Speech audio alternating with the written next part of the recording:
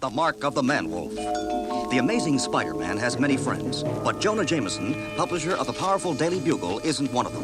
What is this, Robertson? Be kind to criminals day? Now, Jonah, all I said was we'd better be sure about our facts before we publicly condemn Spider-Man. If it turns out he is innocent... Innocent? Maybe you don't understand, Robertson. A man has been killed, a man who happened to be a good friend of mine, and I believe that wall-crawling menace is responsible. I know it. So get this, Robertson. Since I can't hire someone to bring that killer in, I intend to see justice done another way, by making the public demand his capture at once. I'm only your city editor, Jonah, but I think you're making a grave mistake. Wait a second, Robbie. We've got company. I'll talk to you later then, Jonah. Hi, Dad. Thought I'd drop by to pick you up for dinner. It's time you met my fiancée, Christine Saunders. Fiancée? Well, I must say, it's about time. We were finished, weren't we, Robbie? If you say so, Jonah.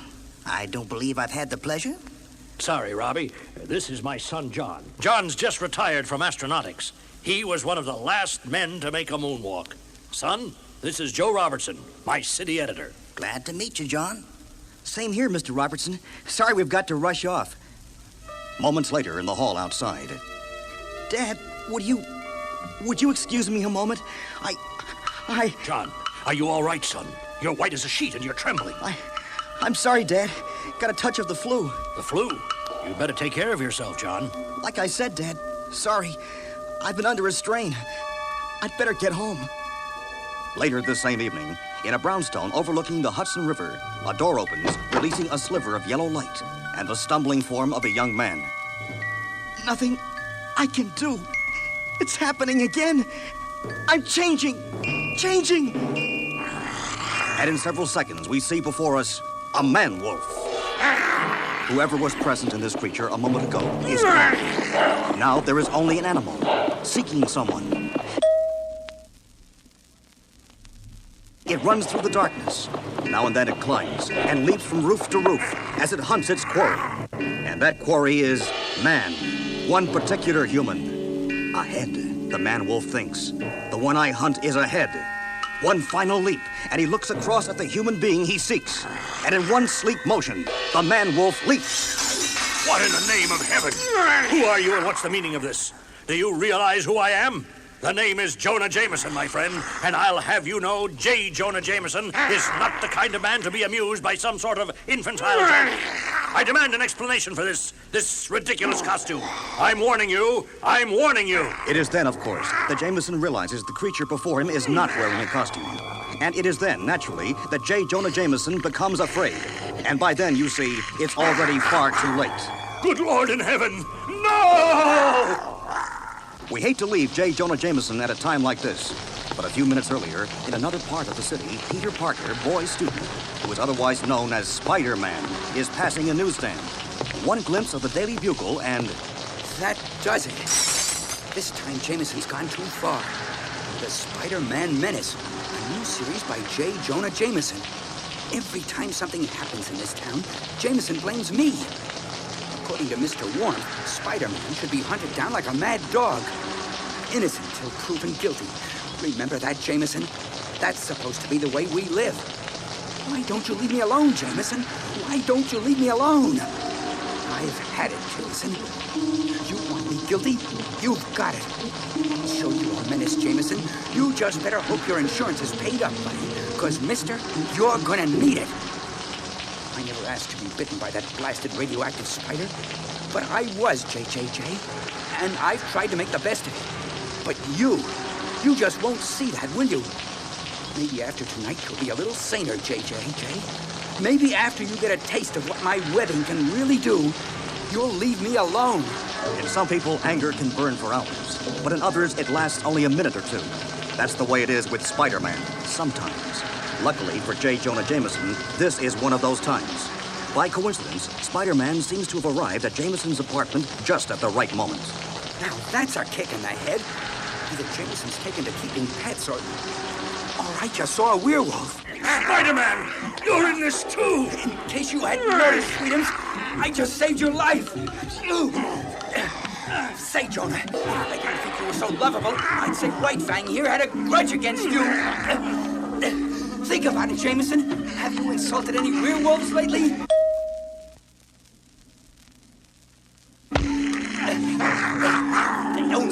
me a bit. I've been spoiling for a good fight, and it's about time I... Our hero isn't faring too well. Look out, Spider-Man! Look out! Spider-Man, unconscious. It wouldn't be fair to call Jonah Jameson a coward, but at this moment, he is frightened halfway to death, but not frightened enough to resist a snarling man-wolf. What? What do you want with me? Why me? I've never done anything to you. Never attacked you. Why did you pick me? As though in answer, the man-wolf backs off, and Jameson's eyes draw downward, and he sees what he has not seen before. Man stares at Wolf, and Wolf stares in turn, and something passes between the two. A wordless communication, a plea for help. Then, without another sound, the man-wolf springs from the window, leaving behind him one very quiet, middle-aged entrepreneur and a slowly stirring Spider-Man. Jonah? What happened to Tall, Dark, and Hairy? Don't tell me you beat them all by your lonesome. If that gets out, we'll have to put you up against the heavyweight champ. Say, what's the deal, Jameson? Where are those snappy comebacks? You're not going after him, Spider-Man. I won't allow it. You won't what? After that character tried to kill you? That doesn't matter. It's not important. If you attack him, I'll make you pay, you wall-crawling menace. Look, I'm not your biggest fan, but that monster... Spider-Man, I swear to you, if you move one muscle against that creature, I'll report this as an attempt on my life by you. Am I clear? Loud and clear. Next time, remind me not to play Good Samaritan. Some people have a weird sense of gratitude. Grateful? How can I be grateful to the man I hate most in the world? How can I be grateful when the mad killer he saved me from is my son? Hours pass.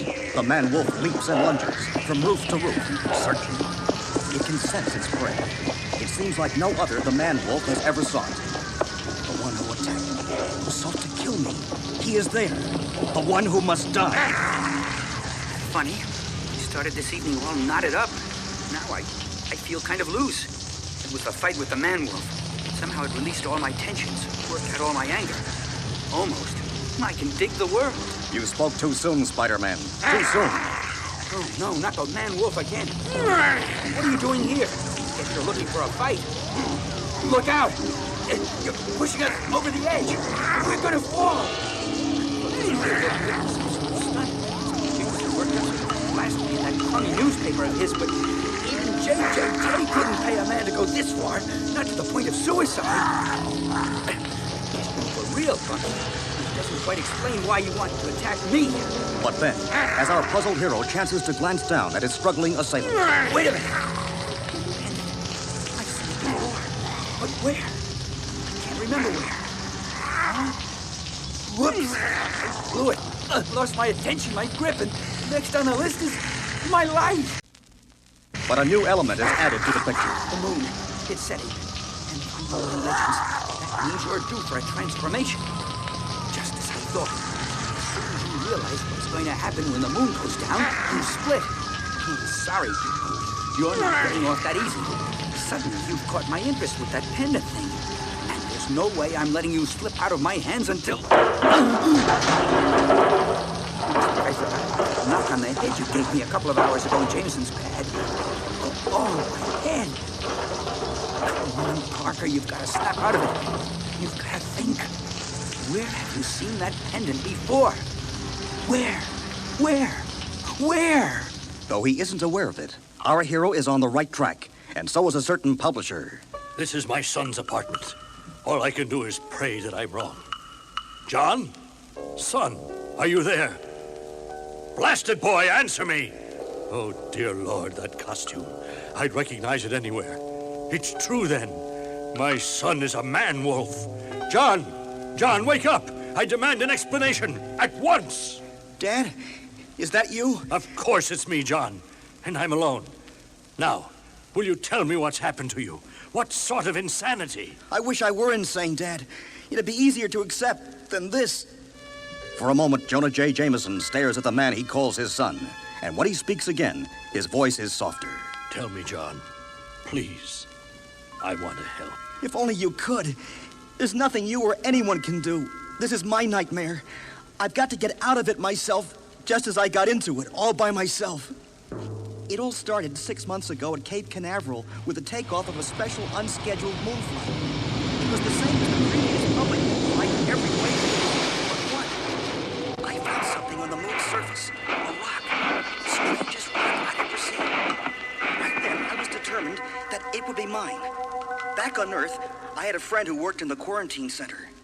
With a little coaxing, I got him to borrow the moon rock for me. I had my rock made into a pendant, and I took to wearing it around my neck. Didn't think much about it at first, until one night, I was taking the turnpike up to New York for a late dinner date with my fiancée, Christine. Something happened to me. Something inexplicable. That's funny. Suddenly I feel tired, exhausted. Mustn't be getting enough sleep.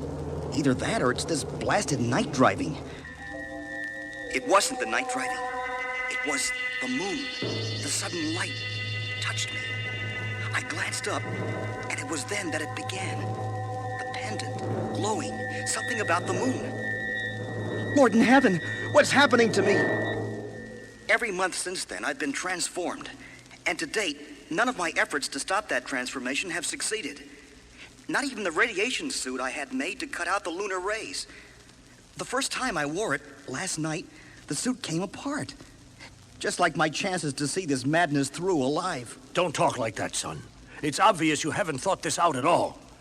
Why not just take off the pendant? Don't you think I've thought of that, Dad? I have tried to remove the stone, but it's too late. It's grafted itself to my skin, permanently. 7 hours have passed. 7 hours? And now it's time to get on the trail of the man-wolf. In another part of the city, at that certain brownstone, we find... It's not like John to ignore a date. I hope he isn't sick. He has been acting oddly these past few weeks. That's funny. And I can hear the bell ringing upstairs. And if that isn't John up in the window, I need glasses. He wants to pretend I'm not here? All right, I'm not here. And upstairs. Now it's your turn, Dad. Better leave. Something changes in me when I become that thing. I want to hurt the people I love, like Christine, and like you. Now, son, if you're trying to tell me the reason you attacked me was to kill me, that's utter nonsense. You wanted my help, don't you see that, John? And you couldn't stop yourself, your animal self, from...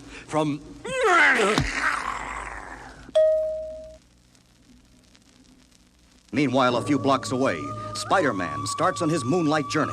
Hurry, Spider-Man, hurry! Great, what a good night's sleep can do. I almost feel like myself again. Now, what was going through my mind? A pendant. A pendant. Hey, wait a minute. My subconscious must have been working overtime because it just put 2 and 2 together and came up with 4.